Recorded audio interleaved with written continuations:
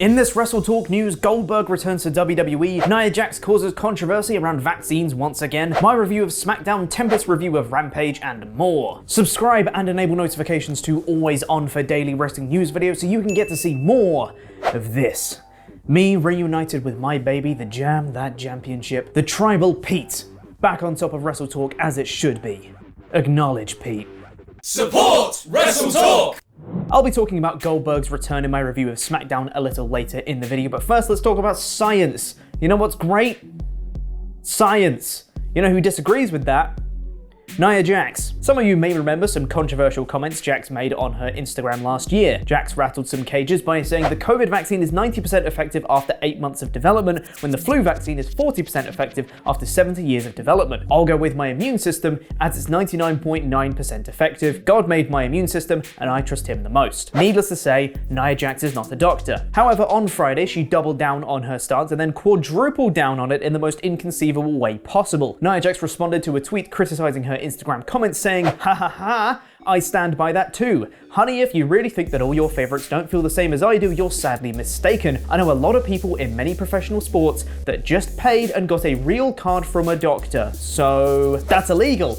You can't do that, and I would think that you wouldn't want to broadcast such things on Twitter, of all places." To Jax's incredibly stupid point, there have been top-tier athletes who've been caught using fake vaccine passports, such as Evander Kane in the NHL or Antonio Brown in the NFL. Thanks, Tempest, I didn't know that. However, what Jax failed to mention is that when you do this, you'll be severely punished because faking a medical document is not a good thing to do. Nia Jax was released by WWE last year, and she recently revealed in an interview with Renee Paquette that Vince McMahon told her she wouldn't be able to fulfill some of her contractual duties because of her decision to not get vaccinated. Jax has also stated that she doesn't have any intention of returning to wrestling, so it seems the most we'll hear from her will be on social media. Also active on social media has been Tony Khan, who's been teasing something big coming for AEW. Having changed his location to Forbidden Door on Twitter, he also tweeted saying, "The big announcement for Wednesday's Dynamite that we referenced on AEW Rampage, a free agent debut, and the person walking through the Forbidden Door are one and the same. They're walking in the door, signing a contract, and then slamming the door shut Wednesday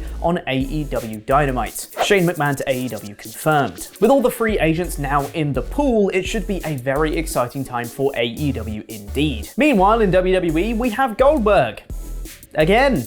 After that though, we'll most likely be getting Reigns versus Lesnar at WrestleMania for the Universal Championship. However, WWE may be reverting to an old plan and they may make it a title versus title match as well to include the WWE title. Lesnar had only just lost the WWE Championship at Royal Rumble and then won the men's match, but now he's also inside the chamber match for the championship in a couple of weeks in Saudi Arabia. According to Dave Meltzer in the Wrestling Observer newsletter, several members of the WWE creative team believe Vince McMahon will end up going with a title versus title match at Mania, hence why Lesnar was added to the chamber match. Meltzer also noted that both Heyman and Lesnar are pushing for this to happen, and with that much clout behind it, yeah, we're probably getting it, aren't we? And now it's time for my review of SmackDown in about 5 minutes. Thank you for being awesome pledge hammers on Patreon, the Kessel Run DX Solo, and Ryan Disco Stewart. You can get your own shout out and loads of extra bonus content by visiting us at patreon.com/WrestleTalk. The first 8 minutes of this show was a recap of the Royal Rumble, Roman Reigns' entrance, and a recap of Reigns versus Rollins. Good start, everyone. Paul Heyman was alongside Reigns once again, and he explained that it wasn't some long, convoluted plan to turn on Lesnar. He really did tell Reigns how he felt, and Reigns punished him for it, and he deserved it. But he realized at the Royal Rumble that he shouldn't have been protecting Reigns from Lesnar, he should have been protecting Lesnar from Reigns. This honestly makes a lot of sense. It fits with Heyman's character motivation and it shows some nice character development, even if we did end up in the same place we started. This was all very good stuff and a great way to start the show. Oh wait, what's that? Oh, right. Yeah.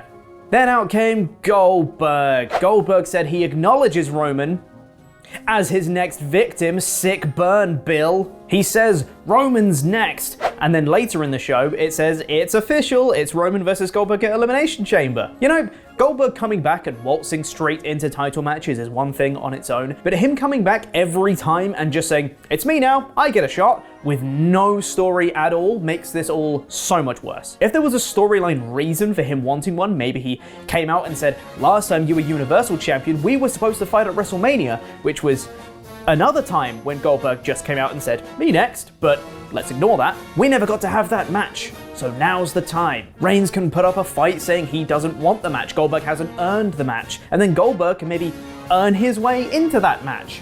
Obviously, not through wrestling, why would they do that? But come up with something, anything, to give this some substance. Goldberg could physically torment Paul Heyman until Reigns relents and gives him the match, furthering how much Reigns cares about Heyman even though he's just taken him back under his wing. It gets over other characters in the story rather than just, "And now here's the match," with no explanation for it. It's happened time after time after time with Goldberg, and it got old in 2020, let alone in 2022. Now you might have been fooled into thinking that with the Royal Rumble would come some changes to SmackDown's weekly show. Not so, because next we got Ricochet versus Ridge Holland. After 3 weeks of Sheamus and Ridge beating Ricochet and Cesaro respectively, Ricochet won in a couple of minutes. Okay, and then after an ad break, it was a tag match of Ricochet and Cesaro versus Sheamus and Ridge, much like last week. And much like last week, Ridge pinned Cesaro, again. And then we got Jimmy Uso versus Eric of the Viking Raiders ahead of their tag team title match at Elimination Chamber. This match lasted 1 minute and 20 seconds, and Jimmy Uso won. Okay. We then got a recap of Natalya versus Aaliyah from 3 weeks ago. Then we got a recap of Natalya versus Aaliyah from 2 weeks ago. Then we got Natalya versus Aaliyah, and you know what we've got next week? Natalya versus Aaliyah. This show is something else. Aaliyah won this encounter via countout.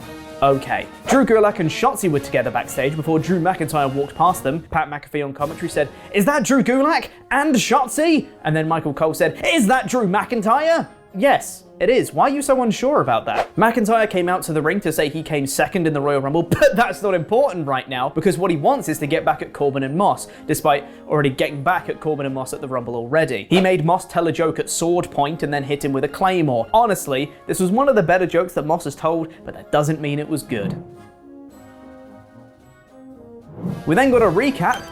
God, there are a lot of those on this show, of Sami Zayn getting thrown off the Jackass Forever premiere, and then says he's getting an Intercontinental Championship match in 2 weeks against Shinsuke Nakamura. The champ in question then had a championship contenders match despite already having a number 1 contender against Jinder Mahal, which Nakamura won in a couple of minutes. We then got a recap of the opening segment, an ad break, an ad for WrestleMania, a recap of Naomi and Sonya Deville's rivalry in the Rumble, a backstage promo where it was announced that Naomi would be facing Charlotte Flair next week for the SmackDown Women's Championship, and then a video package for Goldberg, and then Big E and Kofi Kingston came up for their tag match, and then an ad break, and then Bianca Belair got to chat with Jackie Joyner-Kersee for Black History Month, and then a picture recap of the Rumble, and then the announcement of Drew McIntyre versus Madcap Moss at Elimination Chamber, and then Natalya backstage says she's going to tell Aaliyah about their match next week, and then doesn't after Xia Li comes out of the women's locker room. And then Los Lotharios started to enter for the tag match. Between the bell ringing to signal the end of Shinsuke versus Sami, and the bell ringing to start New Day versus Los Lotharios, there was exactly 12 minutes of WWE programming,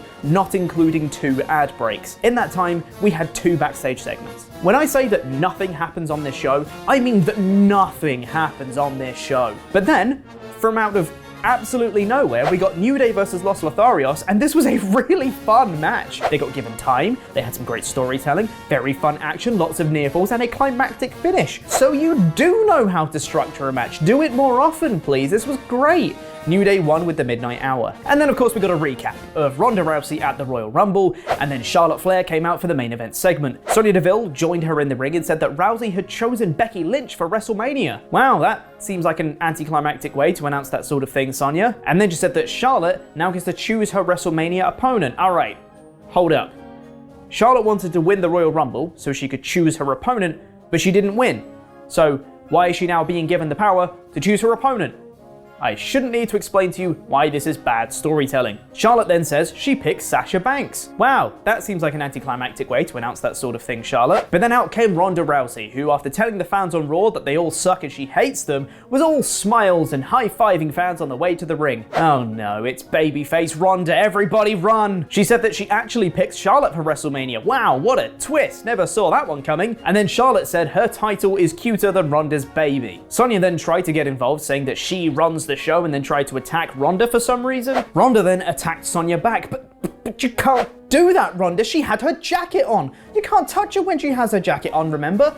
God, can't even follow the very basic and totally not very stupid rules. I am not excited about the idea of Ronda versus Charlotte. I am not excited about the idea of Roman versus Goldberg. I am not excited about the idea of Drew McIntyre versus Madcap Moss. On this 2-hour show, there were 1.5 things I liked about it. New Day versus Los Lotharios was really good, and the opening promo started off really well, and then deflated thanks to a Goldberg puncture. If that tag match wasn't on here, this would be an easy 1 out of 5, but with it, I might bump it up to a 2, but it's honestly only just a 2. And now here's my wise man Tempest with his review of AEW Rampage.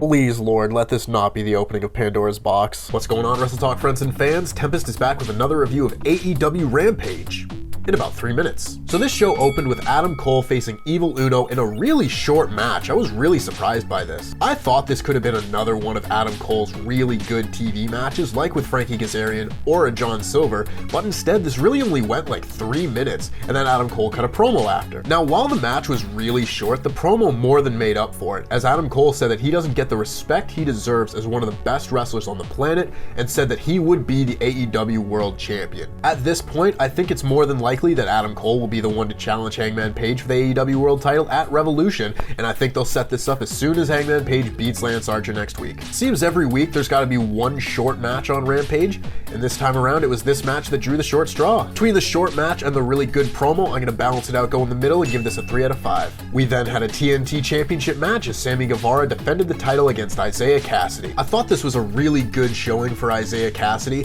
and it got Sammy Guevara's new title reign off on a good start. Things got a little bit more hectic when Andrade El Idolo made his way to ringside to check on Isaiah Cassidy, and eventually Sammy Guevara was able to fight through the pain of his previously injured ribs from the ladder match he had with Cody Rhodes and beat Isaiah Cassidy with the go to hell. After the match, it seemed like Matt Hardy and Andrade were going to team up to take out Sammy Guevara, only for Darby Allin to run in and make the save. I've yet to really be grabbed by any of Andrade's storylines in AEW, but I know that just like his matches with Pac, once he gets in the ring with Darby Allin, I'm going to forget all about that. That being said, I thought this was a very good match, showcasing how far Isaiah Cassidy has come in the last 2 years. I'm giving this a 4 out of 5. And then we had a match that I was very excited and very disappointed for in Mercedes Martinez versus Thunder Rosa. Now, these two have worked a lot on the independent scene. They wrestled for Warrior Wrestling recently, so they should know each other pretty well. And they do. They had a very good match with a really wonky finish. The both of them brawled to the outside, only for Mercedes Martinez to hit Thunder Rosa with a lead pipe,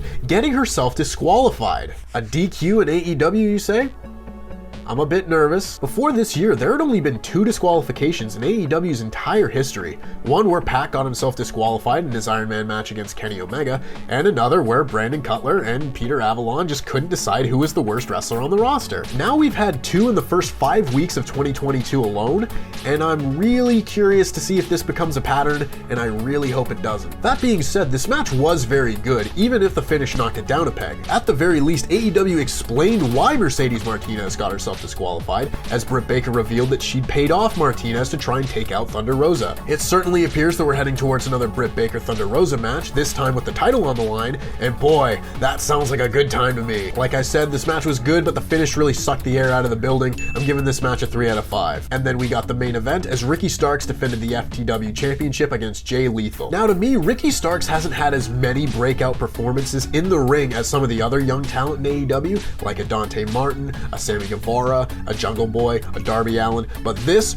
was sure one of them. These two had a very good main event match, with Dante Martin eventually making the save to ward off Will Hobbs, and Ricky Starks hitting one of the best counters you will see all year, countering the lethal injection into the Rochambeau. That would be enough to get the win, as Ricky Starks retained the FTW title in what I believe to be the best match of his AEW career so far. This gets a 5 out of 5, capping off a kind of mixed bag episode of Rampage. Adam Cole having such a short match and the finish to the Mercedes Martinez match really do bring this episode down a little bit, but I can't give anything with this main event less than a 4 out of 5, so this gets a 4 out of 5. And that just about wraps it up from me. If you want to hear more of my thoughts on this week's show and last night's SmackDown, make sure you go over to WrestleTalk podcast later on today. Myself and Chopper Pete will be breaking down both shows in complete detail. LIW for life. AEW needs more factions.